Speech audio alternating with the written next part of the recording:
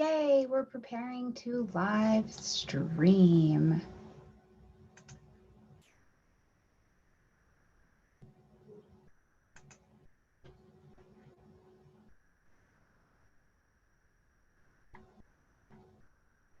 Hi, everybody. Just getting us set up here, and we're going to talk about this new moon that is coming up. It's just coming up here, May 22nd of 2020 at 2 degrees of Gemini. And hopefully I've made myself as big as I can make myself on the screen. So hopefully you guys are able to see this and I look a lot bigger. I know that was a big thing you guys kept asking for when I'm doing it this way. So hopefully you're able to see me and I look bigger. So we'll see. But let's talk about this particular moon and what's going on. We've got a new moon available to us again coming up in just a couple days, and it's absolutely a brilliant time. You know, I don't know about you guys, but over here, like, it feels like progress is just, it's kind of, it before I felt a little baffled about like what was going on. Like, wait, hold on. Okay, I understand things are shifting, but where do we go next? Where do I go next? It's these kinds of questions that have kind of been in the air. What's next for everybody, right? That kind of deal. And as we approach this point of the month and we hit this point of the lunar cycle where we're at the new moon, this is the darkest phase of the moon, right? This is, we don't know. You plant your seeds of intention here, but we don't really know what they're going to grow up into, right? We don't know exactly how they're going to come about. We're not in the business of the outcome. We're in the business of asking the question. And that's what we're doing here at the dark of the new moon. So if you are new, or you're not even new, maybe you just didn't know anything about the phases of the moon. Truly, when we get to this point of the cycle, the new moon is the ending of one cycle and it's the beginning of another cycle. And it happens in about 28 days. The moon is whipping and flying around the zodiac. So we get a lot of very quick movement happening with that particular energy. But this is also a moon that is happening just before we're moving into our eclipse cycle. So I always feel like that has a little extra significance to it because it's showing us that it's like, hold on, this eclipse cycle that's coming June 5th is really going to bring some big light on some big endings. But right here, some seeds are being planted in this Gemini energy that's like, hey, look here. Let's learn here. Let's talk about this here. Let's go within here, because as that eclipse that happens starts to bring some ending energies, I think that we remember here and get to see the seeds of our intention begin to sprout as we get along here in 4 weeks. So hopefully the chart is brilliantly clear up there. You guys can see what I'm looking at. And we're going to start to talk about the actual aspects, the astrology, the technical parts of the astrology of this moon, and then also what that means as well. Okay, so up top, what you can see, hopefully you can see, what we've got going on up top is that we have got the moon and the sun together. When the moon and the sun come together, it means that absolutely anything is possible, right? These are the outsides and the insides, they come together, and it just means anything can sprout, anything can bloom here, anything is possible. So it's absolutely brilliant burst of energy. There's a lot of initiative that comes here. There's a lot of the, I don't want to call it the dreaminess, but it's almost a destiny kind of energy. Like, even if it seems crazy at this point in the moon, you can ask for it, or you can put it out there, or you can call it into your existence, right? Now, at this particular point, while the actual astrology is that the sun and the moon come together, that's their aspect. It's called a conjunction. That's going to make some other aspects to other planets. But their coming together is happening in the energy of Gemini, which is an air energy. It is also an energy that is highly communicative, right? There's a lot of communication, a lot of thinking, a lot of sharing of information, a lot of gathering of information. There's a fair amount of networking that goes on when we're in the energy of Gemini. Now, the other thing that happens besides information is truly we've got information going and coming from all over, right? It's an air energy. We don't really contain air. It just kind of does itself, right? And so we can be distracted here as well. It's just as easy to have that energy. The other thing I think about the Gemini energy is that truly, because it's an air energy and we call them double signs, it truly takes us in two different directions, right? As above, so below, but we're contemplating them both absolutely at the same time together.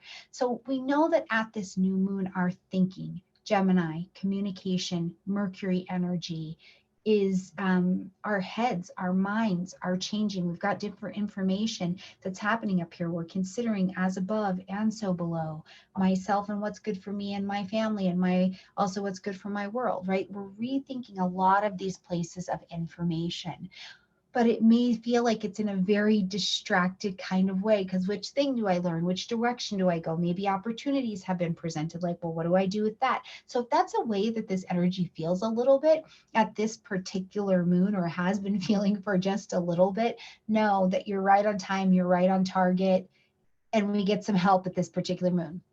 What we can also see happening here is that we have got this moon in a trine to Saturn down here at the bottom, who is in retrograde. Okay, now Saturn, first of all, having a moon or any other kind of energy interact with Saturn is going to bring a grounding sense to it, right? It kind of nestles it down, it kind of helps it, and it's like, okay, let's get settled, let's get a little bit grounded. Now, Saturn is also in a fellow air sign in Aquarius at this particular time. So they have this elemental compatibility where it's like, yeah, let's have ideas. And there's ease because this is a trine. Let's think about this. Let's innovate this. But it's okay to innovate here because we're going to innovate in a grounded kind of way. Saturn, right? It's this grounded innovation to what? To our Gemini energies, our thinking, our communication, the information we're absorbing, what we're learning, what we're allowing to have our attention. So this is all very grounded. Now, Saturn's retrograde here tells us that we're going to be rethinking some things that we've already seen. Now, let's step back for just a second. In March, Saturn took his step into the energy of Aquarius, where he's also a co-ruler, so totally happy over here. But when Saturn changes signs, we become acutely aware that something different has happened. And what happened? We all got thrown online, like the world shut down, right? Like we got thrown online, we got thrown into social systems, social thinking, and we had to really start to connect in a different way. And we've had to innovate, right? So Saturn's movement into the energy of Aquarius, what it did for all of us is it showed us something new. We haven't been working on this for the last 2.5, 3 years. It showed us some new element of our life that needed innovation. It was going to become a little bit more socialized. We were going to get different hopes, dreams, long-range goals. Maybe our friendships were starting to change. We got a small little tippy taste of that as Saturn was moving forward in the energy of Aquarius from March all the way until last week. So what have you seen? Think about this in your own life. What have you seen? What area of your life felt like it got lit on fire socially, whether it was actual technology, something else that was social, innovative ideas that you're trying to bring some real structure to? You saw those then. Now, as Saturn begins its retrograde, it's still here in the energy of Aquarius, but connected to this moon, he's saying, okay, I showed you some things. I showed you where to innovate. I showed you where we're going next. But let's look back over that. Where do you need more information? Let's think about that. Let's talk about that. Let's go back and ask some questions about it. And the way that I equate that, right, is like you get to this new island and you're looking around and it's all great and it's all beautiful and it's all happening, but you don't really know what plants are poisonous, which aren't, which are going to help you. You don't know anything about this place that you've just come. So you need to be stocked full of information. You need a tour guide. You need to ask some questions, right? So that is what's happening with this trine between this Gemini new moon, anything's possible, and this Saturn energy that is grounded and ready to innovate some things you already got a sneak peek of. Okay, so as you consider this, this creates a pocket of ease. It also, I don't care what anybody says. I feel like when you come together with Saturn, whether it's retrograde or not, you get very responsible. You start to feel like, I want to grab control of this. I want to do this thing. I want to know more. Gemini is a curious energy, and you become a little bit determined to be able to have the information in that particular area, right? So wherever this is striking in your chart, what we know is that globally, we're going to go back over, we're going to look at some social things that have been going on. We're going to be looking at things virtually. We're going to be looking at things in government. We're going to be looking at all of those things, and new information and a new pathway forward becomes available based out of new information, new communication, and new thinking. But again, this is heavy air, my friends. It might feel a little all over the place, but I promise this is still positive energy to work with. Now, the other things that we see here that I think play a very big part in this is that not only do we have this moon in Gemini, so because it's in Gemini, we want to consider, what is Gemini's ruling planet doing at the time of this moon? So its ruling energy, Mercury, is over in Gemini. So he's very comfortable, right? Over there at 20 degrees, so not in any kind of conjunction or anything like that with the moon itself. But Mercury is comfortable in Gemini, so he's just as happy gathering information, speaking, seeing things, considering things, all of these things about information. But he's also in conjunction with Venus, the value of a beautiful mind, the value of information, right? The value, the harmonizing, the synthesizing, the diplomacy of information. So these two are rocking together. Both Mercury and Venus are hanging out there in a conjunction together. Venus, however, is retrograde. So she's looking back. We've got Saturn looking back. We've got Venus looking back. And they're like, well, wait a minute. Venus is like, wait a minute. What about this information back here? What do I think about this? Right? Let me think about this from the past. What did I say? What did I learn? What do I know about that? It's really a space where you're re-looking at why you think what you think, and is it valuable? Why you share and you communicate, or you ingest via communication what you do. Is it valuable, right? Venus is the question of value, of worth. In the sign of the twins, it may be asking you too, are you going in two different directions? Like you've got two conflicting sets of information, and that is creating a little bit of confusion for you. Certainly at that time, that could be something that you're looking over, right? Now, when we put both Mercury and Venus together in a conjunction like this, what happens is it's almost like information turned up. But Mercury here is discerning. He is sorting out in this Gemini energy next to this Venus. He's like, nope, that's a pattern. That's a pattern of this. That's a pattern of this. This is useful. Keep this. This doesn't seem to be useful right now. Let's put that over there. Oh, okay, wait, we don't know about this. Let's ask some questions about this. This would be valuable to know about. So Mercury is literally over here, like cherry picking what is in your best interest. So trust him in his comfort zone to work with you. Now, what we're also going to see here is that Mercury and that Venus, this is where I think some real confusion comes in for us. Mercury and Venus in conjunction, so working basically as one energy, are in a square to Neptune.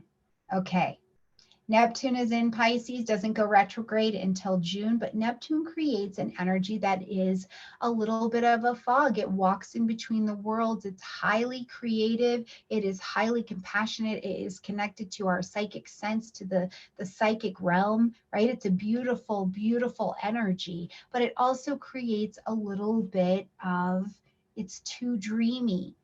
Mercury wants facts. He's like, I want facts, and I want them fast, and I want them now. And Neptune's like, I'm getting to it. It's coming through. I'm channeling it. And it may or may not be factual, but it is certainly intuitive, right? So as these two come together, we may genuinely, I think globally, feel a little confused about information, or about the direction to take information, or what information is actually true, right? Venus retrograde here, stepping up to Neptune as well, can make us feel a little bit insecure. Do I have information to share? Is what I have to say valid, is what I believe valid, right? These are things that you could be feeling pulled in multiple directions about the value of information. And I just have no doubt that truly we will feel the confusion. Just 2 days before, so on the 20th, which will be tomorrow, Venus and Neptune are going to really tighten up that square. And Maria D. Simone will be here tomorrow morning to talk about that. So I hope you guys check out the Eat and Greet. It's going to be so good. We're going to talk about the Venus-Neptune square. But as Venus and Neptune square each other, truly this sense of doubt, or this sense of insecurity, or this sense of disappointment can come to the table, and we are in divine confusion. I'm not sure what's what. I'm not sure which direction to take this particular thing, but I'm certainly curious. Gemini energy, right? So as we follow this down and we look at that set of squares coming across this new moon energy, even though it's in a trine, right? It's in this trine to beautiful Saturn that says it's okay. You've got what it takes. You've got grounding enough to innovate. You've got enough determination. But these guys come across it and it's like, I'm confused. I'm not sure which project I should start. I'm not sure which direction to go, right? It's this combination of water and air that meet in this moon that kind of create, I think, this wave, right? Now, in a very loose trine, as you can see here with this new moon energy, in a very loose trine for me. And when I say loose trine, what I mean is in the technique of orb, or how close in value planets are to each other. We see the new moon happening at 2 degrees, and we see Mars moving in Pisces at 6 degrees.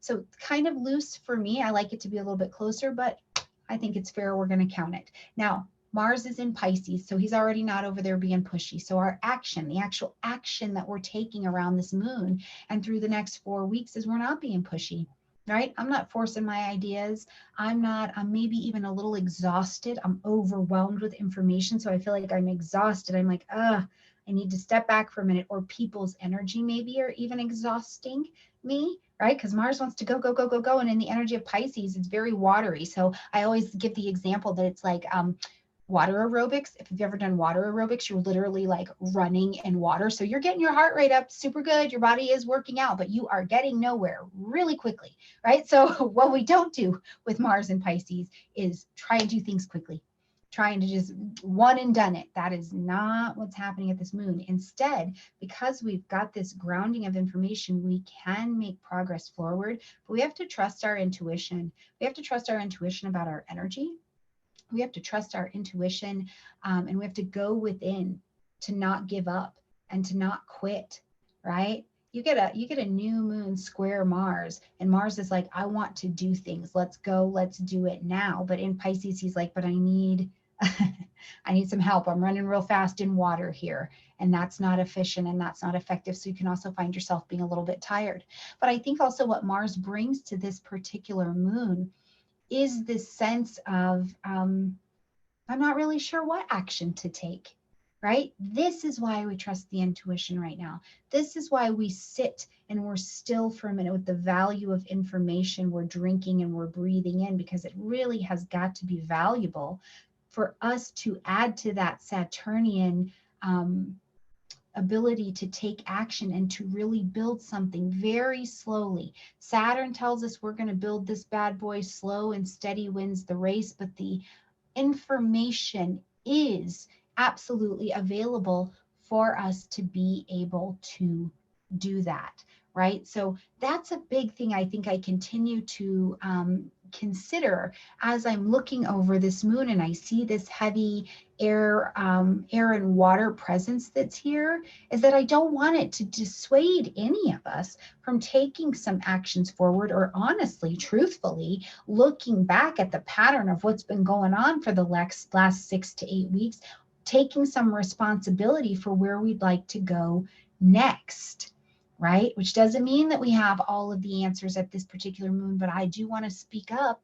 I do want to talk about some things. I do want to ask some questions. I do want to gather some information, right? Because I need that information in order to move forward. Now, the other thing that is a thought for me is that, first of all, I'm looking and the nodes seem to have run off, but we've got the transiting south node that has just come into the energy of Sagittarius, and that north node is over in Gemini as well. So there's this very pull towards that Gemini energy, towards new information, right? New thinking, new learning, new revelation that's literally coming out of our mouth via communication.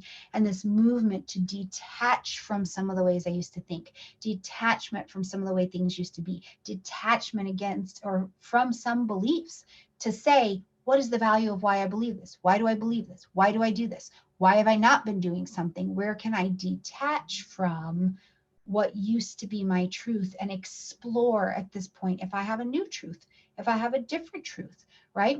Prime example, I want to share this with you. Two examples I'm going to share with you. I had a client that I got to meet with, and during this whole stuff with the pandemic, she and I had a session, and she said, I just will never move my business online. I don't see it happening. Thank you very much. You're, right? And then we have a pandemic, and she's got to start researching how to do this. And there's a lot of reckoning that's happening right now, you guys. This is the thing, right? She pushed and pushed, and still there's a reckoning and there's a bargaining still happening while we're at this moon. This idea that like somehow, if everything just goes back to normal, right? And even those of us who are ready for the change, ready for the shift, it's like, yeah, but I just am so ungrounded. I don't know which thing to exactly pick up. If it could just go back to a little bit of normal, or I could just get a little bit of clarity, right? There's that bargaining and there's that reckoning that's happening. And as I get to greet this client, as we move closer to this moon, she's online, and now she's like, Stormie, I got to get out here and ask some questions. I got to figure out how to do this thing. And that to me is like the deliciousness that I see at this particular moon. You have a capacity to create a future that you want for yourself, but you can't do it without asking the questions, without being curious, and without owning and taking responsibility for the fact that you've been shown a little bit of something, but maybe you don't fully know how to do it yet. Right? And that's the best part about getting a moon that is so communicative. Gemini will go out there and talk, and it's absolutely brilliant, right? Now, the last thing that I want to share is my own personal experience as we close in on this particular moon, which has, let me tell you, between the Venus movement, which I'm a high Venus chart and I'm a high Mercury chart as well, and Venus moving over my Mercury coming on over my Mercury, the new moon getting real close to my Mercury, which are all at my midheaven, right? So my midheaven around work, who I am in the world, how I communicate, what do I communicate, where I'm studying, where am I studying to add to the whole, right? Various Aquarian energy. The other day, you guys, I woke up in just such indecision that it felt paralyzing. I couldn't even make this video the other day, which is on my schedule to make the video. And I was paralyzed in genuine information indecision. Do I podcast? Do I blog? Should I be launching this class out? Where's our community at? And it was so profoundly powerful to realize I got a new moon coming up, and I'm going to plant some seeds of intention there. But what I had to do for the rest of that particular day and moment was open my hands and say, help. I don't know. But if you'll talk it, if you send me the words, if you send me the communication, I'm open and I'm willing to hear it. But I don't know. I don't know. And it's okay for me not to know, right? As Saturn moved into the energy of Aquarius, what lit up in my life was, where am I in the socials? Yes, I'm here on YouTube, but where else am I? What's this thing that's next? What's my innovation? So I'm sharing this with you because look in your life. Where in March did you feel a light up for innovation, but you were like, whoa, I don't know how to do that. Hold on. Where did you push? Where did you push back? Where did you reckon a little? Where did you bargain? Where are you bargaining a little bit? When instead, maybe right now you can just throw your hands open and say, I don't know. And you get to take it to this moon and say, I'm willing. I want to know. I'm willing to speak. I'm willing to have different information. Right? I'm willing to have a fresh mind, the value of my mind and my information, and then watch what develops for you over this next 4 to 6 weeks. I think this is an absolutely brilliant moon. And just so you know, I think it ultimately, I did ask for help and it was responded. And you know what came in a whole bunch of people from the astrology community, not just from the eat and greets, but people who said, you know, we kind of like what you're doing. Have you ever thought about this? And I got to say, well, can you tell me about that? And you know what happened? Yeah, I'd love to tell you about that. Can we meet after the new moon? Fill in the date, right? So even before we fully arrive at this moon, the energies are gradual. You guys, what questions are you taking to your new moon? Because Gemini wants to help you find the answers, wants you to go within, to be honest and responsible and say, I don't know where to go here. I'm confused, I'm lost, or I'm so passionate and I'm so lit up and I'm so ready to share this. Now show me how to do that, right? Whatever that happens to be in the areas that it lights up in your chart. I look forward to hearing about that. I hope you will share that with me in the comment section down below. But this particular new moon for all of us, my friends, is an opportunity to gain new information, discern which information is for us, ask the questions that we need to, say, I don't know, throw your hands up and allow some new information to come in and help you innovate, but also to know that it is grounded in an energy of Saturn that does want us to go back over this area we're trying to innovate with determination and with a willingness to be responsible for gathering the information to create what we want next. And curiosity is an absolutely beautiful place to innovate from. Absolutely beautiful. So I don't know about you guys, but I'm feeling a shift and a buzzing in the energy a little bit. And I feel like this moon just in air has got a fair amount of buzz about it. And I'm actually really enjoying it. I did not love Paralyzing Indecision. That was not my favorite. But I do love that the astrology community has taught me to use the buzz of the energies around me to get the help I need to move forward. And I think that that's absolutely available for all of us. So I look forward to seeing what you're thinking about. The answers are here. That Mars in Pisces, while he's not pushing his agenda, I think he does intuitively in his instincts, because Mars trusts his instincts, knows that the right answers are there. They're available. They're within. If you'll just say, this is what I need help with. This is what I want to know. This is what I want to learn. This is what I have to say. All right. All right, you guys, I hope this video has made sense. I hope you got to see some of the astrology, the actual technical aspects that are happening, as well as an explanation of many other things that I see coming at a global level. I think that we will have information coming back out.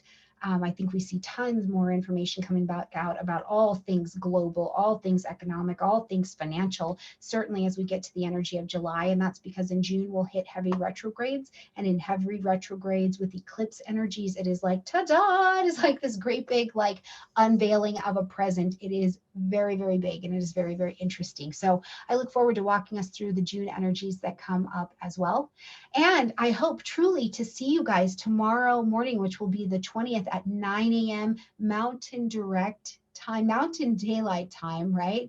And it's 11 a.m. Eastern Standard Time, because Maria DeSimone will be here. We're going to talk about the Venus-Neptune square that's going to become exact again tomorrow. And we are also going to talk about the Neptune retrograde that is coming up. Now that is not until June, which will bring us to 60% retrograde, going from June all the way until September. So, you know, I hope to see you guys there, because the explanation of the divine confusion in between all of this and how you jump in there and grab the opportunities to turn that into creation, like even creation that's bigger than you could wildly think to imagine in a material world. This is what that energy brings to the table. So I can't wait to see you guys in the morning. So if I'm getting up in the morning, I better get ready for bed. So I love you guys a ton. Thank you so much for being here with me. And I hope that this video brings you some hope and definitely brings you some insight into what you can get ready to take into this new moon coming in Gemini. All right, you guys, I love you. I'll see you next time. Bye, everyone.